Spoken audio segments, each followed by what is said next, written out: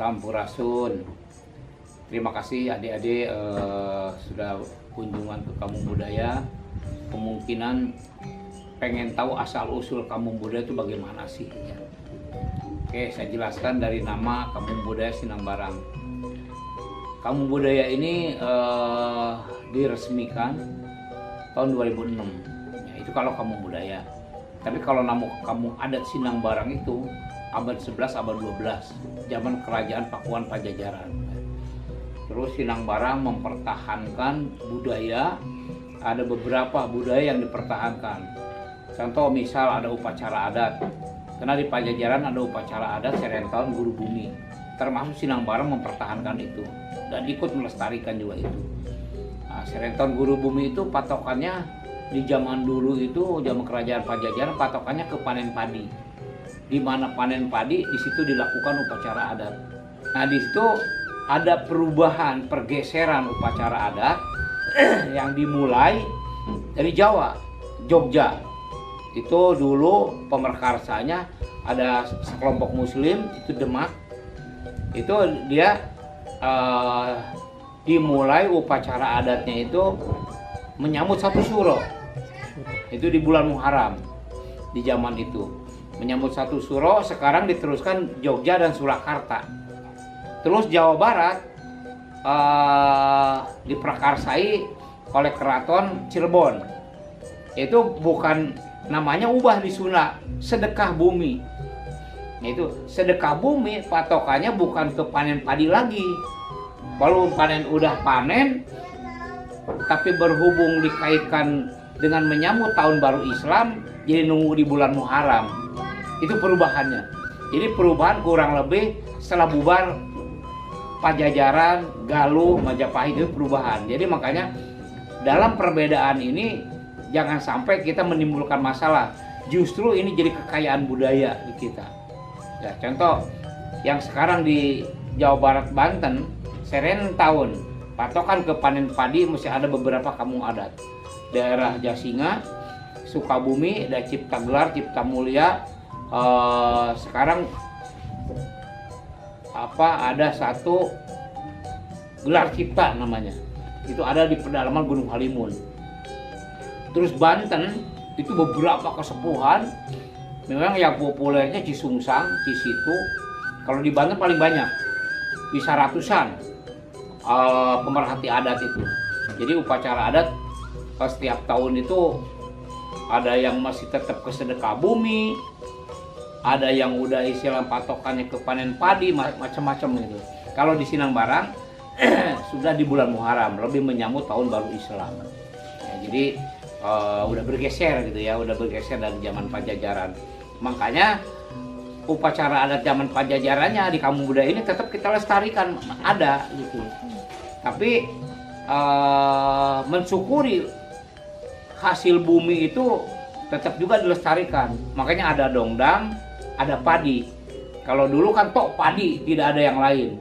Tapi sekarang setelah sedekah bumi, di dongdang itu ada sayur-sayuran, buah-buahan, kue-kue tradisional. Jadi semua dari hasil bumi ini kita syukuri. Intinya kita bersyukur sama Allah, bukan apa-apa. Jadi insya Allah jauh dari kesirikan gitu ya. Jadi kita apalagi kampung budaya sekarang udah masuk ke era yang di zaman sekarang gitu. Jadi nggak mungkin istilahnya kampung budaya pun sampai menyesatkan umat istilah gitu ya. Tetap kita budaya ya budaya, tapi yang bagaimana budayanya. Terus yang ada kaitannya dengan upacara adat keislaman kita sesuaikan gitu. Kayaknya seperti itu kalau masalah yang mempertahankan kampung budaya itu masalah budaya. Terus selain di upacara adat Serentown Guru Bumi, ada di sini ada kesenian. Kesenian itu di sini sekarang sih belum dibuka lagi ya, karena kemarin ada Covid ditunda. Ada 8 macam kesenian yang dilestarikan di sini. Yang 3 kesenian itu yang mesti kental ke budaya. Contohnya ada angklung gubrak, ada rengkong, dan tutunggulan. Itu pada saat upacara adat itu boleh bunyi. Karena dia memang kental ke budaya, ikut serta ke ritual itu termasuk sakral itu di situ. Nah kalau kesenian lain udah modern itu semua diem, tapi itu untuk atraksi.